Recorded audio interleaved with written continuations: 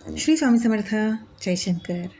आपला श्रावण महिना चालू झालेला आहेच आणि ह्या श्रावणामध्ये आपण महादेवांची सेवा करत असतो.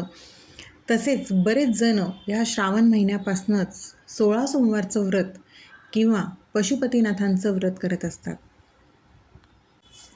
कुणी गुरुवारचं तर कुणी शुक्रवारचं देखील व्रत ह्या श्रावण महिन्यापासून सुरू करत असतात. पण बहुतांश बऱ्याच स्त्रिया हे 16 सोमवारचं किंवा पशुपतीनाथांचं व्रत सुरू करत असतात. मुळातच फक्त स्त्रिया नाही तर काही पुरुष देखील 16 सोमवार व्रत किंवा पशुपतीनाथांचं व्रत करत असतात. आपण कुठलंही व्रत जेव्हा करतो ते खरं तर आपली कुठली तरी इच्छापूर्तीसाठी करत असतो. आर्थिक संकटातनं किंवा इतर कुठल्या संकटातनं बाहेर पडण्यासाठी करत असतो. अगदी श्रद्धेने मनापासून आपण ते व्रत वैकल्य करत असतो. आणि त्यासोबतच हे व्रत करताना आपल्याला आपले इष्टदैवत म्हणजे आपण जे व्रत करतोय त्यातनं आपल्याला काहीतरी शिकायलाही मिळतं. मुळात ते आपल्याला शिकवतात.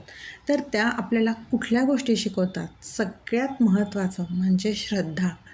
16 सोमवार असो किंवा पशुपतीनाथांचं व्रत असो, आपल्याला शिकवतं की मनापासून केलेली प्रार्थना आणि सातत्यपूर्ण केलेले प्रयत्न याची जर आपण सांगड घातली तरच सकारात्मक बदल घडू शकतात.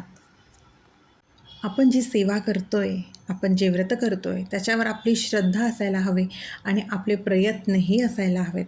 आपण जे कुठलं काम हाती घेतलं आहे त्याच्यात सातत्य असायला हवं. ह्या सगळ्या गोष्टींची जर खरंच सांगड झाली ना तर आपली इच्छा नक्कीच पूर्ण होत असते. सकारात्मक बदल आपल्याला नक्कीच दिसतात. दुसरी गोष्ट आपल्याला शिकवते ते म्हणजे संयम. आपल्यामध्ये संयम असणं हे प्रचंड गरजेचं आहे.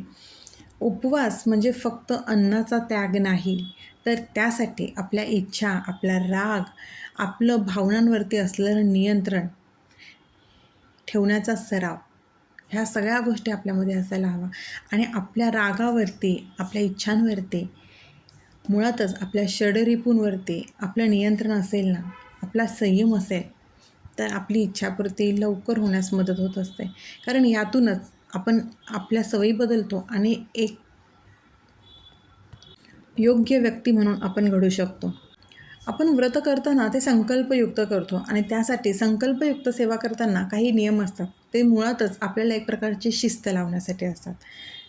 आपण 16 सोमवार करतो किंवा पशुपतीनाथांचं जे व्रत करतो आहे, 16 सोमवाराला तर वेळेत तेवढे महिने लागतात, म्हणजे 16 आठवडे. नियम आणि व्रत पाळणं आपल्याला नियमितपणा आणि शिस्तीचं महत्त्व शिकवतं.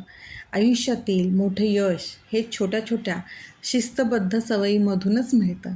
म्हणूनच व्रतवैकल्य करणं हे फक्त अंधश्रद्धा आहे असं नाही, तर याच्यातून आपल्याला काही गोष्टी शिकायच्या आहेत आणि त्या अशा पद्धतीने आपल्याला आत्मसात करणं गरजेचं असतं.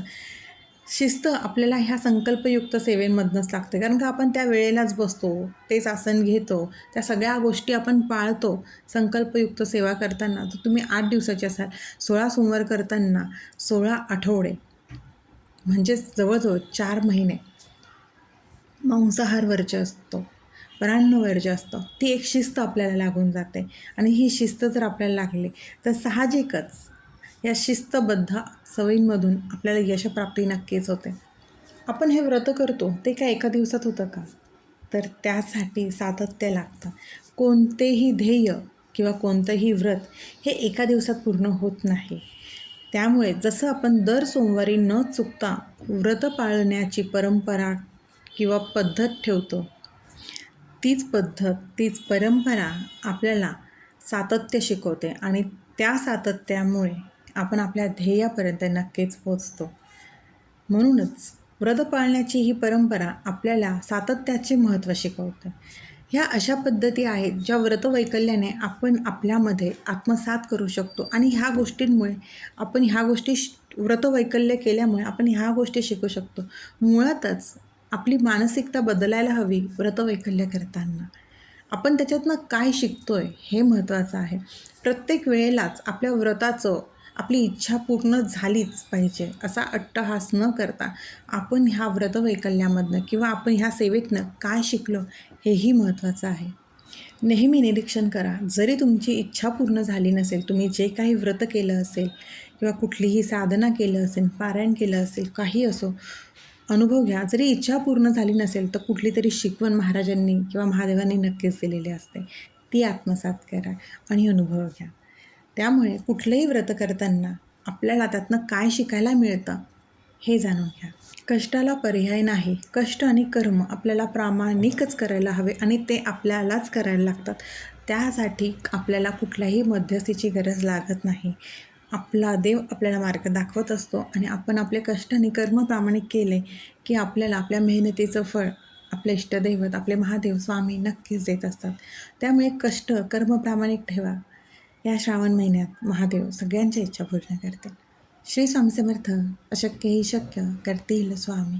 अशक्य ही शक्य करतील स्वामी.